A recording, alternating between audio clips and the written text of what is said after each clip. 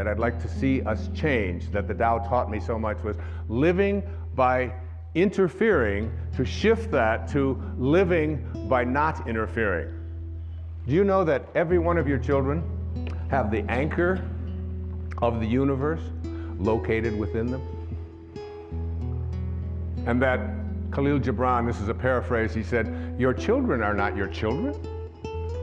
They are the products of life's longing for itself. They come through you, but not for you. They're not there for you. So what are you doing interfering in their lives? Now, I'm not talking about letting them play out in the traffic or play at the edge of a swimming pool if they don't know how to swim. I'm not talking about that. I'm talking about, I called this when I was working on this and living this and practicing this for that full year of 2006, the bite your tongue, zip your lip verses of the Tao. Verse 29 of the Tao. Do you think you can take over the universe and improve it? I do not believe it can be done. Everything under heaven is a sacred vessel and cannot be controlled. Trying to control leads to ruin. Trying to grasp, we lose.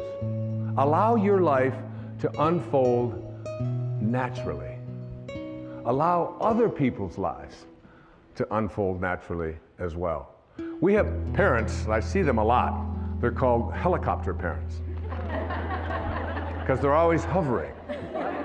They're hovering over their kids and they're telling them what to do and what not to do. And my son came over from England, my son Shane, and he was going to get ready to go to college, going to college in America. And my wife said to me, so you're going to take him and show him about registration, right? I said, oh yeah, I'll be doing that. She said, well, make sure that you help him because he doesn't have any idea how to register at the school, this great big school with thousands of people. I said, yeah, and I do, right? I would know how to register kids at school, you know? And so Shane got in the car and I said, it's all going to be fine. It'll all be fine. And we drive over to the campus and I drop him off and I have my tennis racket in the back. And he said, where are you going? I said, well, I'm a prophet. I said, I get paid by the thought.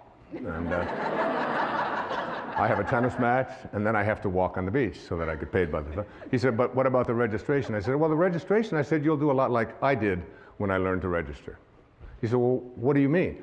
I said, you'll just go up to the people and say, where is registration? And they'll say, it's over there where all of those people are all lined up. Because I remember those days in a college of 40,000 students or so, finding out how to register. Tracy, did I take you to register, honey? No. So he said, you mean you're just going? I said, yeah, you just go over there. I said, you want daddy to walk with you over and take you through graduate? You're 18 years old and you want daddy to register you? He said, oh, no, I wouldn't want that. So we got home at the end of the evening, when I got back home, and my wife had said to me, she said, did you help Shane at registration? Oh, I said, I gave him so much help, probably the most help he ever had in his life. I taught him how to do things for himself, and so that I wouldn't have to be interfering and hovering over and figuring it all out for them. My children know that when their science project comes up, that I'm there for consultation, but I passed science. I got through that myself. And you'll be doing your own science project. If I can help you, I'll be happy to help you, but I'm not going to be getting the glue and figuring out how to make a time clock and all of that. I said, you know, just look at a clock. That's how you tell time for me, whatever it might be. And it's not an uncaring and it's not a callous attitude at all. It's an awareness that your children have the anchor of the universe located within them. That's what Lao Tzu said. One of my favorite things always to say to my children when there's a conflict is, you know what the right thing to do is. What do you think? You know. You have it in your heart. You are a divine being. They all know that. I've said those words to them over and over again. You'll figure it out. You'll work it out. Not I'm going to interfere. I'm going to tell them what to do. You can practice this so many places, so many ways in your life, particularly as parents, even in business. It's very important in businesses to allow the people to say at the end of the day, right out of the Tao, oh, we did that ourselves. We did it ourselves. In the Tao it says There's a time for everything, and everything in its time. There's a time for everything. Listen to this. There's a time for being ahead, and a time for being at peace. There's a time for being in motion, and a time for being at rest. There's a time for being vigorous, and a time for being exhausted.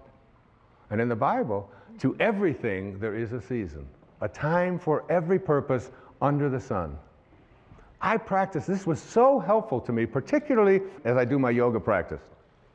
And in my yoga practice, there are some very exhausting postures. I do this Bikram hot yoga, all right? So it's 105 or between 105 and 110 for 90 minutes. And there's one that I used to hate.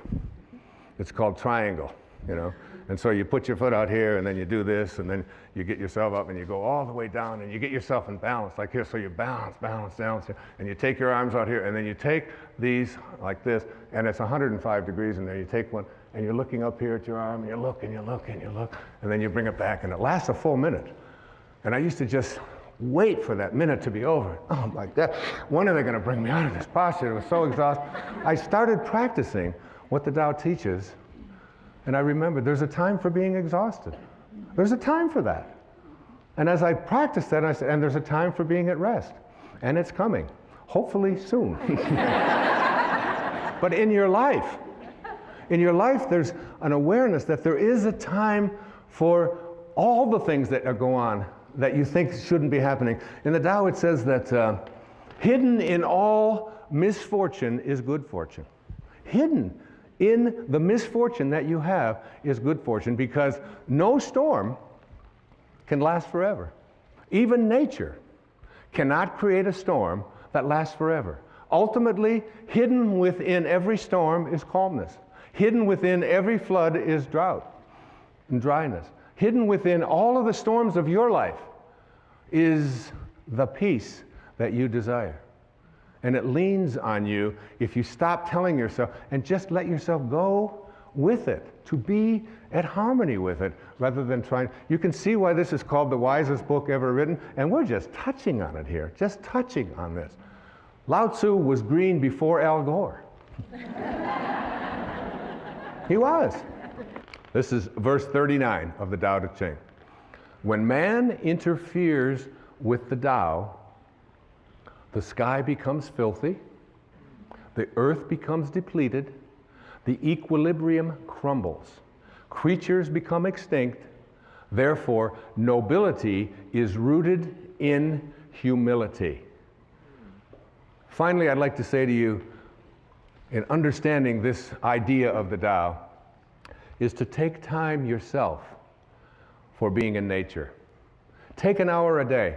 Every day of your life, take an hour a day, no matter how busy you are, no matter what scheduling that you have, to get out in nature. Walk barefoot on the grass.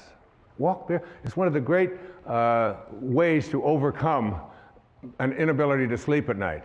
Just go out when you can't sleep and just walk on the grass, walk on the earth, and reconnect yourself down. Go out and be with the tree and look at what you can learn from nature.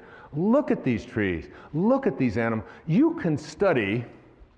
Look at that. You can study a flower like that is so magnificent as it's unfolding. That's an actual photograph of this thing growing and unfolding there. You know, be with that. You have much to learn from nature, from water, from the sky, from the winds, from the trees, from the birds. The more you do it, the more you see yourself in all of them. The more you'll feel yourself as a connected being, living the Tao.